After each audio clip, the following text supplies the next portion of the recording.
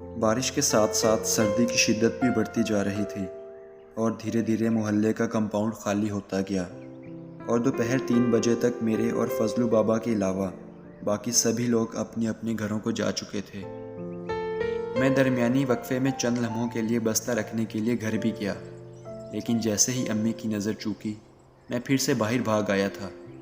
امی مجھے آوازیں دیتی رہ گئی تھیں، پر وہ بھی جانتی تھیں کہ میں بارش کے موسم میں گھر میں بالکل ٹک کر نہیں بیٹھ سکتا تھا، اور پھر اس دن تو بات ہی کچھ ایسی تھی کہ گھر میں میرا رہنا ناممکن تھا۔ 3:30 بج چکے تھے اور اب فضلو بابا نے کسی بھی صورت خود وجو آپی کے اسکول تک پہنچنے کی ٹھان لی تھی۔ حالانکہ اس بڑھاپے میں ان کی حالت ایسی نہ تھی کہ وہ اس طوفانی بارش کے تھپڑوں اور ان سیلابی ریلوں کی طغیانی کو پار کر سکتے، لیکن اور کوئی چارہ بھی تو نہیں تھا۔ اس دن خود مجھے اپنے چھوٹے اور کمزور ہونے پر شدید غصہ آ رہا تھا۔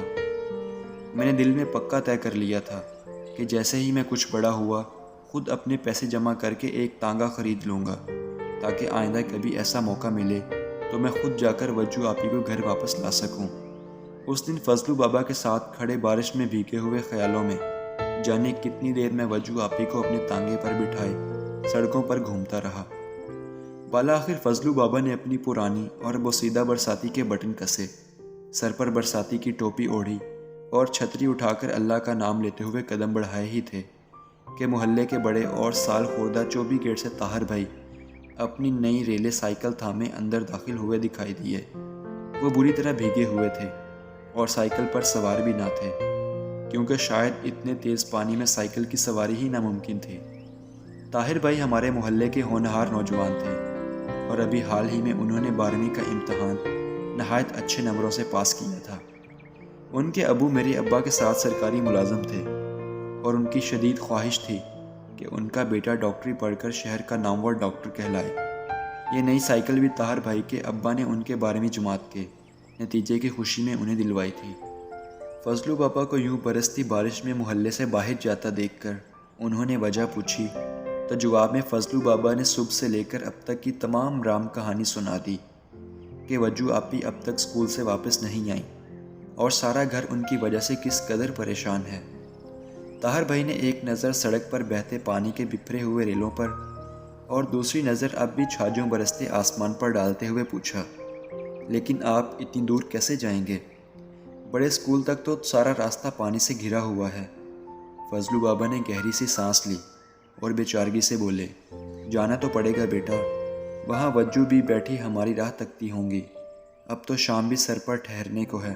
فضلو بابا جانے کیوں سکینہ خالہ کو چھوٹی بیگم کہا کرتے تھے، مجھے تو سکینہ خالہ بالکل بھی چھوٹی نہیں لگتی تھی۔ فضلو بابا کی بات سن کر طاہر بھائی نے ایک لمبا سا ہنکارا بھرا اور پلٹ کر ریلے کی طغیانی کو آنکھوں ہی آنکھوں میں ناپا۔ نہیں، آپ اس طوفان میں اسکول تک نہیں پہنچ پائیں گے۔ میں نے آتے ہوئے خود بہت سی جگہوں پر لوگوں کو رسہ پکڑ کر راستہ پار کرتے ہوئے دیکھا ہے۔ آپ یہیں رکیں، وجو کو میں اسکول سے لے کر آؤں گا، آپ بس ذرا میرے گھر میں اطلاع کروا دیجئے گا، امی میری راہ دیکھ رہی ہوں گی۔ فضلو بابا نے فوراً طاہر بھائی کو ہاتھ اٹھا کر ڈھیروں دعائیں دے ڈالیں۔ طاہر بھائی وہیں سے الٹے پیروں وجو آپی کو لینے کے لیے پلٹ گئے۔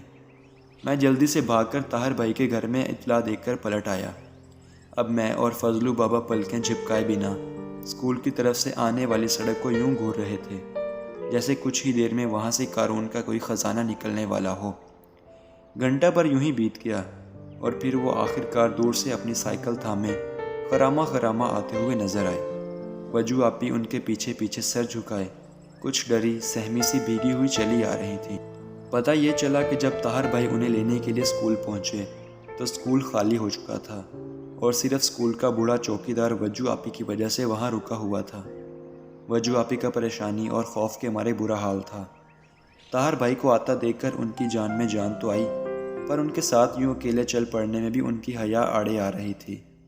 وہ طاہر بھائی سے اچھی طرح واقف تھی کہ ان کی شرافت اور لیاقت کے قصے تو سارے محلے میں زباں زد عام تھے، لیکن پھر بھی وہ ان کے لیے تو اجنبی ہی تھے۔ لیکن اس وقت ان دونوں کے پاس اور کوئی چارہ بھی تو نہیں تھا۔ پہلے تو طاہر بھائی اور وجو آپی بہت دیر تک اسکول کے گیٹ پر ہی کسی تانگے یا سائیکل رکشہ کا انتظار کرتے رہے تاکہ وجو آپی کو اس پر سوار کروا کر طاہر بھائی خود اپنی سائیکل پر ان کے ساتھ ہی پیچھے پیچھے چل پڑیں۔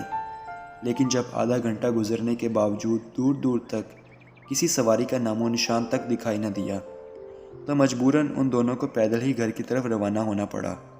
سائیکل پر سواری کا تو یوں بھی کوئی سوال ہی پیدا نہیں ہوتا تھا، کیونکہ اول تو آج تک وجو آپی کبھی سائیکل پر سوار ہی نہیں ہوئی تھی۔